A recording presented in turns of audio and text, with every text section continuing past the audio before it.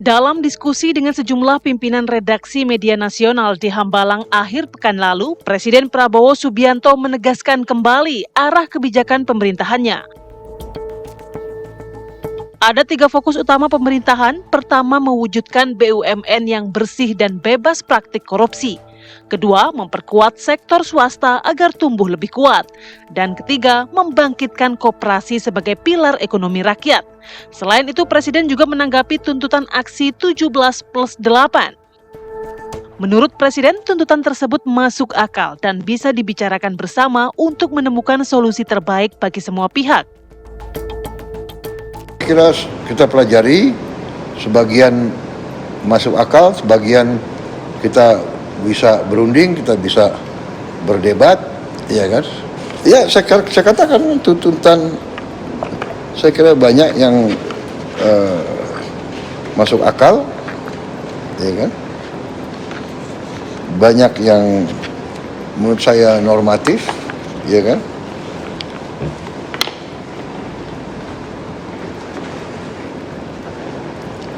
Dan bisa kita bicarakan dengan baik.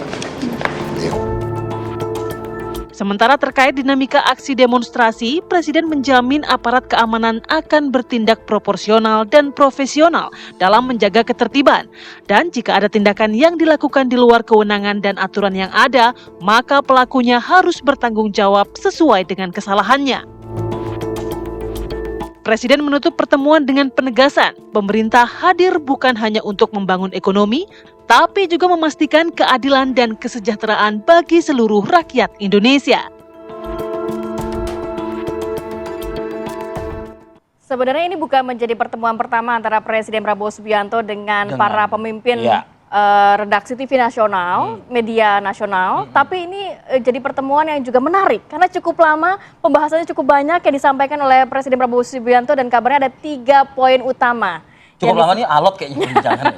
Alot atau memang diskusinya banyak gitu ya? Atau jangan-jangan Pak Presiden sedang mencari pihak-pihak yang bisa men-challenge menteri-menteri saya gitu. Gitu. Kita akan bahas hal ini ya dengan narasumber yang sudah hadir di studio. Banyak cerita pagi ini. Sudah ada Bang Lalumara Satria Wangsa, pemimpin redaksi TV One. Selamat pagi. Pagi Bang. Sehat ya? Waalaikumsalam. Kemudian juga ada Bang Henry Satrio, analis politik. Selamat pagi, Bang Hensat. Selamat pagi, Assalamualaikum. Waalaikumsalam. Kayak ngeliat Hensa sama Bang Lalumara batik-batikan nih, waduh. Ada kode apa ini loh? Saya mau ke Bang Mara dulu. Ini Bang menarik karena cukup lama pertemuannya dan juga Publik nggak tahu loh itu. Publik juga nggak tahu. Sebenarnya pertama Bang Mara diundang, bagaimana sih alurnya? Ceritanya gimana sih Bang awalnya? Saya ada di Jogja. Posisi itu? Pada saat itu malam itu saya di Jogja dan di WA oleh Pak Wamen Angga. Dan saya langsung kembali ke Jakarta. Gitu, malam itu juga. Gitu. Malam itu juga? Malam itu juga saya kembali ke Jakarta. Dan sampai di Hambalang, mungkin saya yang pertama, karena kan langsung pagi, kira-kira jam 9 saya sudah sampai. Rupanya pertemuannya jam 11. Jam 11. Jam 11 gitu. Ya seru gitu. Oke. Ada siapa saja sih Bang? Yang katanya ada 7 media, 6 pimpinan. Yang diundang, yang baru kita tahu satu Mas Haryo dari Kompas Cetak. Terus ada Mbak Uni, IDN News, terus Mbak Naswa, siap.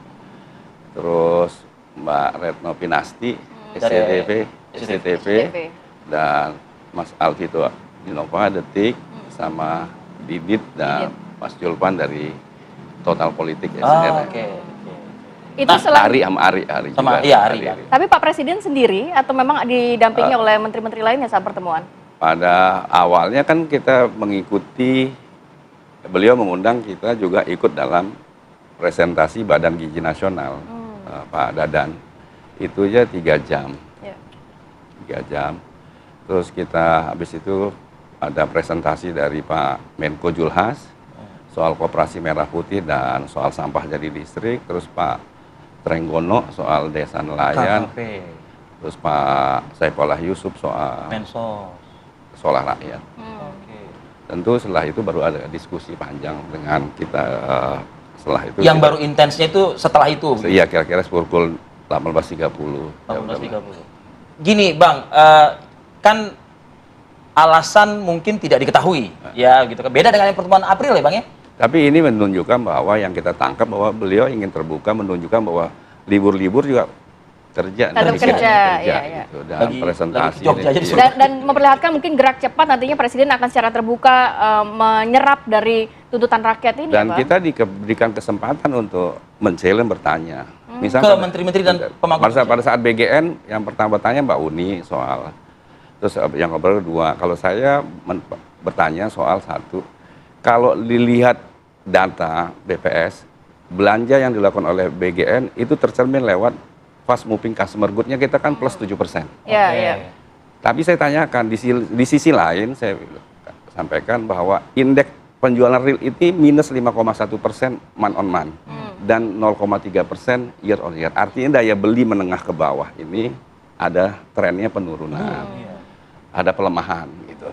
Dan saya menyampaikan apakah mungkin BGN itu bisa melibatkan wali murid untuk juga berpartisipasi dapur dalam hal ini. dalam dapur-dapur ya udah menyiapkan makan bergizi ini kepada siswa-siswa itu kan itu bisa mendapatkan tambahan bagi keluarga Ya. menengah ke bawah.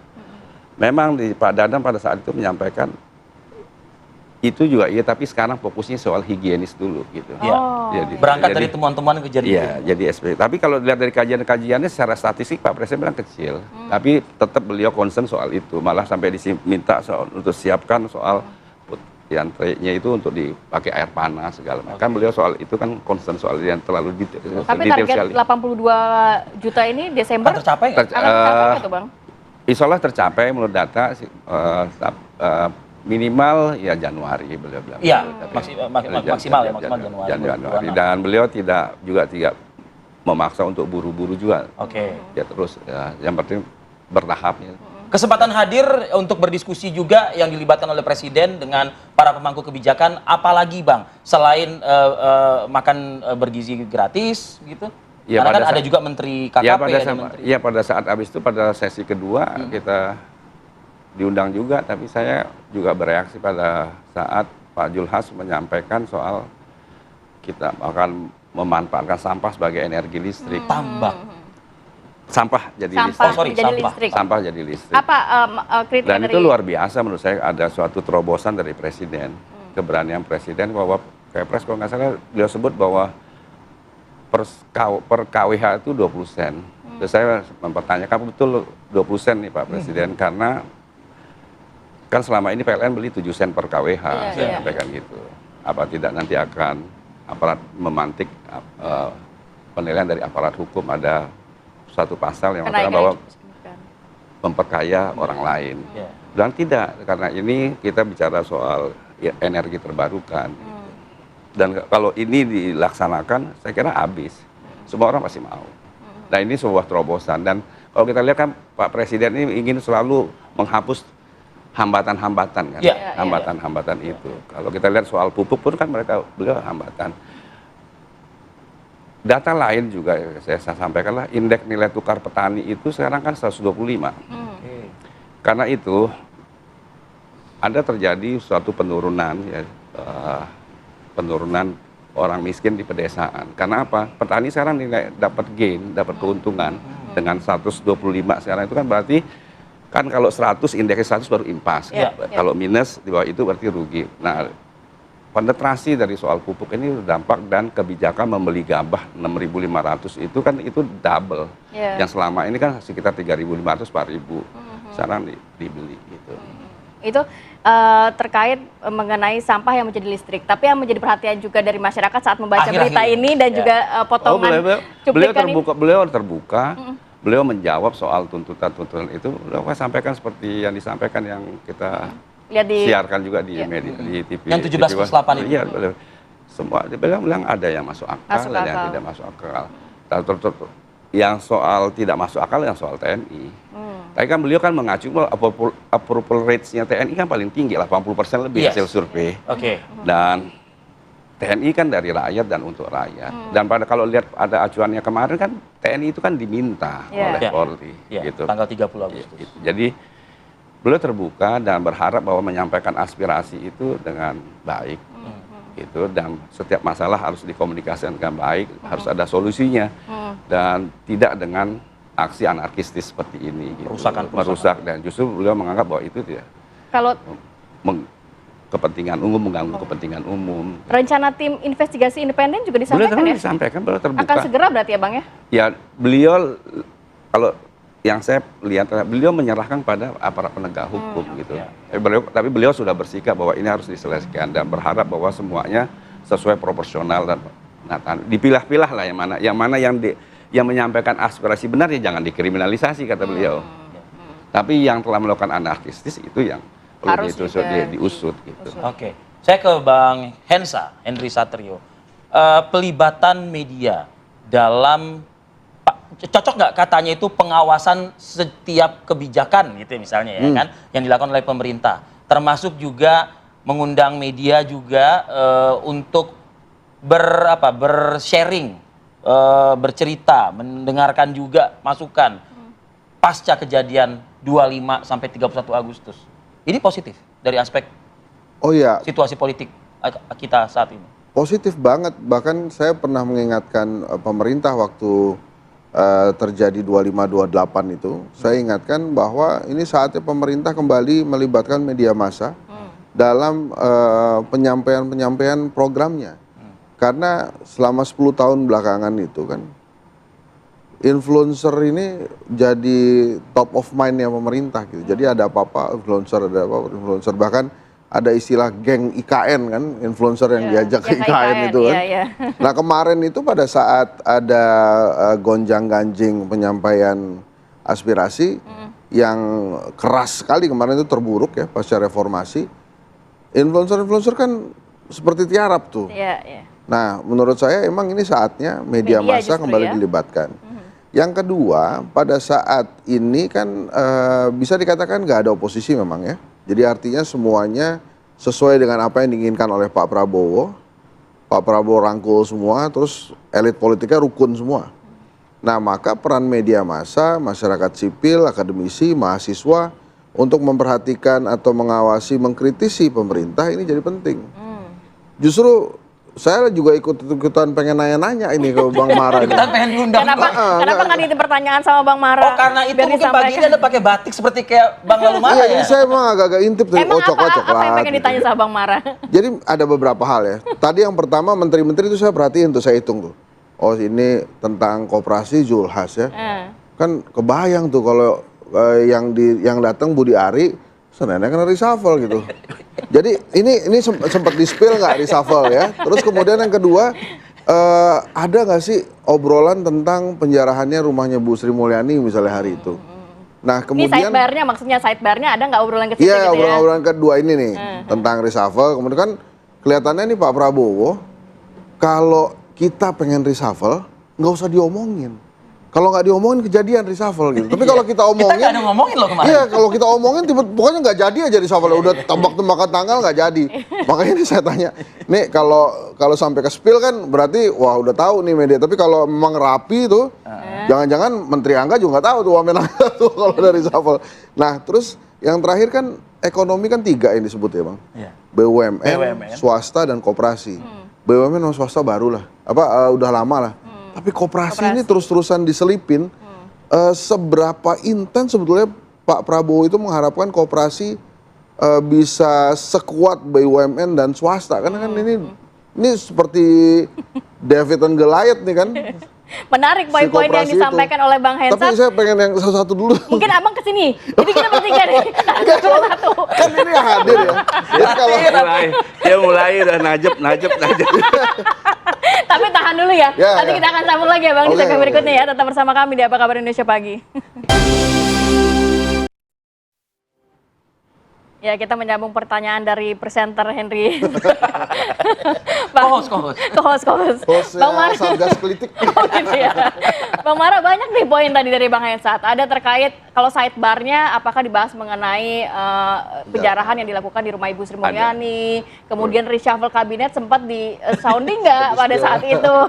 Kalau reshuffle tidak. Kita pun tidak tahu bahwa saya bertemu Pak Purbaya sebagai ada di Hambalang. Ada. Kan beliau penasihat Badan Gizi Nasional. Ada kode-kode gitu dari Pak Purbaya? Tidak ada, ngobrol biasa dengan Pak Purbaya, terus ketemu Pak Ferry juga, Wakil Menteri Koperasi. Iya. Dua nama yang abang sebut itu kan jadi menteri sekarang. Jadi menteri sekarang. Ya enggak. Budi Kan kita Ari tahu nggak ada? enggak, terus soal penjarahan beliau menahan kemarahan kalau menurut saya. Budi Ari Jadi dia bilang enggak ada Budi Ari. Cuma Ferry yang jual. Ferry, Usaha dia. Ferry, Oh Ferry. Ferry, saya ketemu Ferry. Ferry duduk sebelahnya Saifullah Yusuf. Waktu itu nggak kepikiran nanyain Nggak Ferry. ada, kita Budi Ari nggak mana? pikir, Nggak nggak ada gitu. pikiran. Nggak ada bang, nggak ada katanya Bang Mara nggak ada. Nggak kepikiran. Tapi nggak kepikiran reshuffle tuh ya. Nggak ada orang. Canggih Pak Kalau Prabowo. Canggih. Soal tindak aksi kekerasan itu Kekerasan. penjara, Penjarahan dan- beliau agak ini menahan agak. Oh, kelihatan dari gestur. Kelihatan gesturnya agak arah gitu. Melanggar hukum itu tadinya. Langgar katanya. Jadi kalau mau menyampaikan pendapat, solusi sampaikan dengan baik gitu. Dan tepat waktu kalau memang sudah dilakukan kan itu menyampaikan pendapat kan dijamin undang-undang dan dijamin konvensi PBB beliau bilang. Jadi tapi aksi ini itu sampai membawa ya kayak bom molotov, petasan yang ini itu yang beliau rasakan. Merangsek ke rumah-rumah tokoh. Ya itu kan Pejabat juga ya. pejabat yang kan harus warga negara gitu kan. Dan termasuk pembakaran gedung DPRD kan itu kan kita negara demokrasi, masa tempat demokrasi kita dibakar gitu. Ya. Jadi beliau berharap bahwa aparat penegak hukum bisa memilah dalam melakukan investigasi ini, ia mana yang menyampaikan pendapat murni, ya itu jangan dikriminalisasi, clear itu dari presiden. Tapi yang ini yang di belakangnya Harus ini ditindak. ya harus ditindak. Gitu. Bang Hensa, Anda tadi sempat tersebut ya, siasatnya keren juga nih Pak Presidennya gitu. Kenapa gitu? Iya maksudnya memang dia kan jiwa korsanya kan Kopassus ya. Mungkin memang kalau sampai bocor, perihal reshuffle aja bocor, dia Jadi nggak senyap aja nyaman gitu, gitu. senyap Makanya nggak jadi tuh. Sekarang begitu orang-orang nggak ada mikir Reshuffle. dia reshuffle. Cuma ternyata kan ada spillnya tadi tuh. Supaya hari Sabtu tuh dipanggil Tapi kan pikirnya para media kan nggak kesana kan Bang Hensa. Iya itu makanya BGN. Pak Buraya PGN habis soal kompresi. Oh ini jadi gato-gato cocok logi juga ya. Hobi. Nah soal tadi pertanyaan beliau yang soal BUMN swasta sama koperasi. Pak Prabowo ini kan setelah generasi 45 pegangannya 1.000.000% UUD 1945. Pasal 33 itu kan 3 komponen itu ada, Sertano Koperasi, BUMN dan swasta ada itu. Jadi bahwa beliau mau juga kalau menurut tafsir saya lah ini kan beliau melihat bahwa paradok ada kesenjangan pendapatan. Ya satu-satunya jalan ya beliau melakukan memaksimalkan lewat koperasi sebagai suku guru ekonomi nasional kan sesuai amanat Undang-Undang Dasar 45. Di sisi lain kalau kita lihat bahwa program-program yang disampaikan Pak Prabowo sekarang ini kan adalah menekan angka kemiskinan pedesaan dan perkotaan. Di pedesaan dengan membeli gabah 6.500 itu kan intervensi yang luar biasa. Gitu. Ditambah menerbas segala aturan 130 aturan dipotong habis untuk soal pupuk kan mempermudah, semua mempermudah gitu. Semua mempermudah semua untuk ada peningkatan langsung kepada para petani kah itu? Termasuk BGN ini kan untuk menekan angka stunting sebetulnya. Jadi beliau percaya Indonesia ini sangat kaya. Tapi di sisi lain ya angka kemiskinannya meskipun pertumbuhan kita selalu tinggi dalam 10 atau 20 tahun terakhir, PDB kita menaik terus, ya kan? Tapi apa yang terjadi?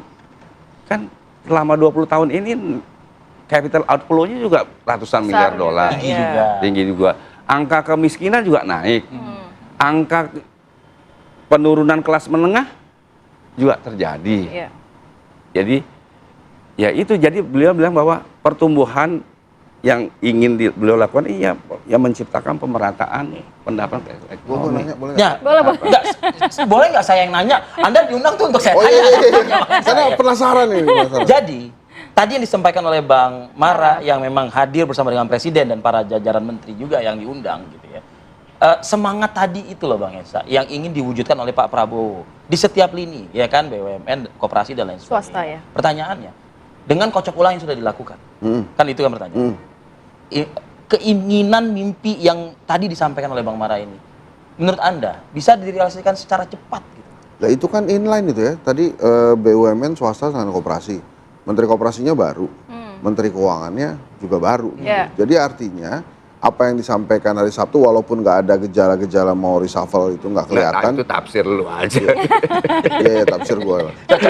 Nggak kelihatan gitu ya. Tapi menurut saya apa yang disampaikan Pak Prabowo itu mau digenjot cepet tuh.